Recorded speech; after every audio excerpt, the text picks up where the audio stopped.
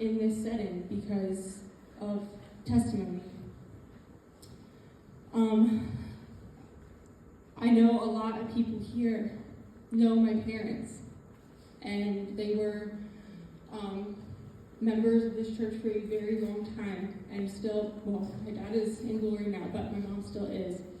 And in no way of this story am I meaning any disrespect. I honor my parents, I love my parents, but sometimes things were different at home than they were at church.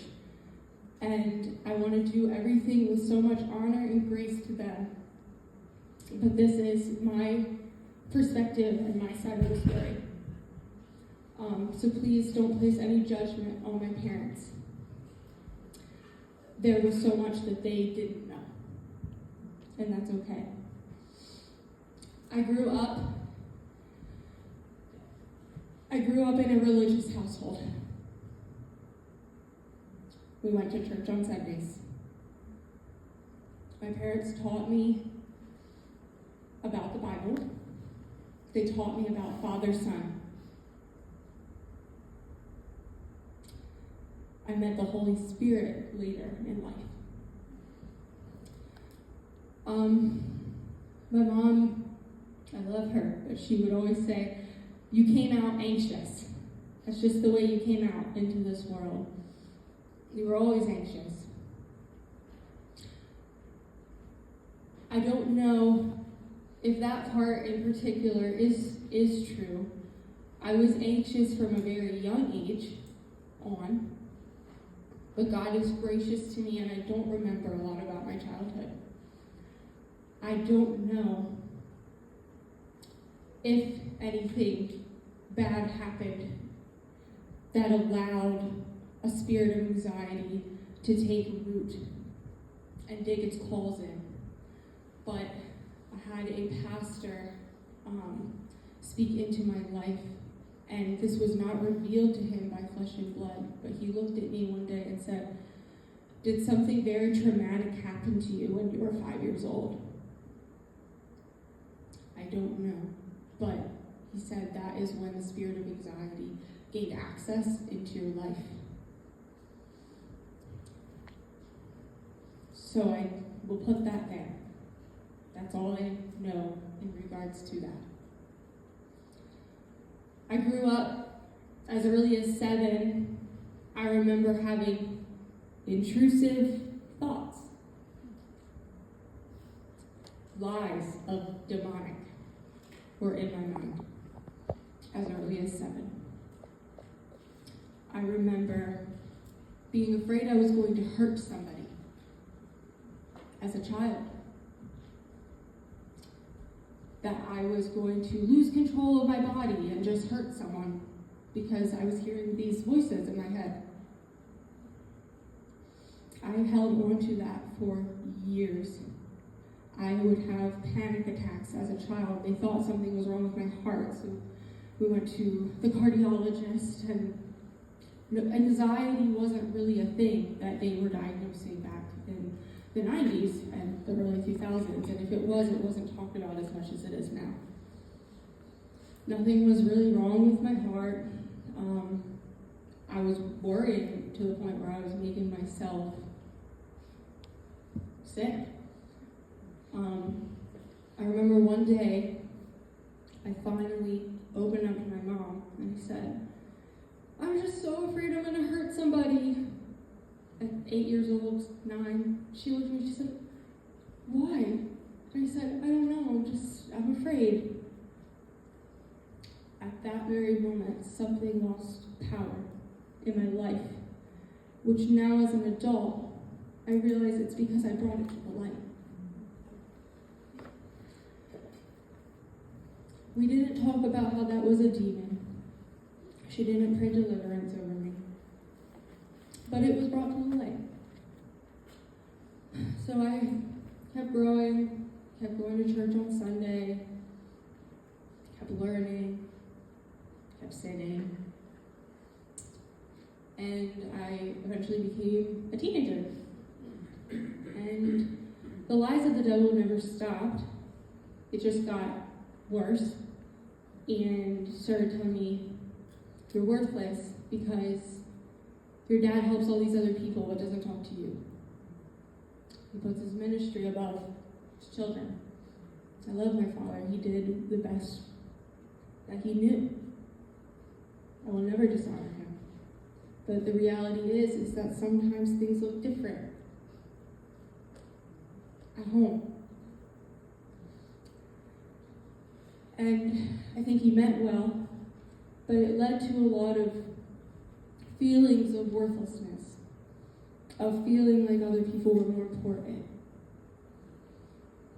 So depression and anxiety really sank in, and there was a lot to that. I had a lot of deep-rooted identity problems. I started cutting myself at 12, 13 years old, hiding it. I was so depressed, I was so anxious. I fed off of these depressing memes on Instagram. I just was festering, feeding. My parents eventually found out about it and put me in counseling, which is good. Counseling is good, but I needed freedom. I needed deliverance. So things quieted down a little bit, but I was still very lost. Eventually I made it through high school. I dated a lot of people that I shouldn't have. A lot of broken relationships, and one, God is a redeemer, I will say that. My husband, I actually met in high school. We dated off and on, but we were both very, very different people back then than we are now. But he had ended up, my identity was in things other than Christ, so he ended up saying something very hurtful to me one night. I was 18 at this point, and I decided, you know what, screw it, and I took a bunch of pills. I didn't care. And so I went and called a friend because, God wasn't done with me. He wasn't. So I called a friend, I said, I did this, I don't know what to do. And she said, well, we need to go to the hospital now. They inpatient me, Phil Haven, again. Not one person said, have you heard of deliverance? Do you want freed from this stuff? Here's some meds. On your way. So then I went into what every person with mental illness should do. EMS. Became an EMT, had more trauma. And this time, God had gotten a hold of my husband's heart. We started dating and got married.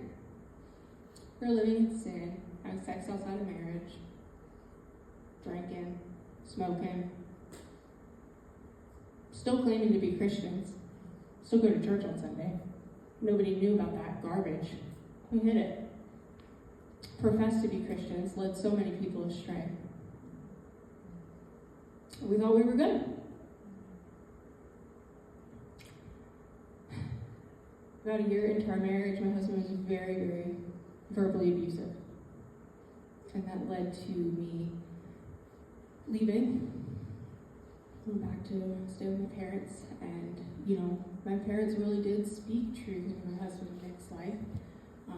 They met with him and said, this isn't normal, what you're doing. And they let me stay with them while we repaired our marriage. And that was the first time my husband really got encountered with God, was in that time when I left. And he told me when I gave him a chance and I came back, he said, we're not going to have the same issues. I realized what the problem was. It was that I was putting my identity in you instead of in God. So God started working in him there. And there was so much. We didn't like people. I know that's crazy to think now because I love people now. But we didn't like people. We moved out to the middle of nowhere. We were not called by God to do this, by the way. We just wanted to live out in the middle of nowhere and be near no people. and we were alcoholics. We were abusing nicotine and weed. There was not one piece of good fruit that came from us. But we were so deceived. We literally thought we were good. I remember my dad would say things like, "You guys really need to get involved in church over there. You guys really need to." He prayed for me. My parents prayed for me. Like I said, this is not a bashing of my parents. This is just my perspective. My parents pray for me. I am a result of their prayers. In 2021, we were living in the woods. My family all got hit with COVID. And I got a call that my dad was in the ICU. And I remember I looked up and I said, "God, do something. Where are you? Maybe show up sometimes." And to God, God is so gracious for not striking me dead right then and there, because was I doing anything to serve him? No. Was I even pursuing him? No. But I wanted him to show up. It's like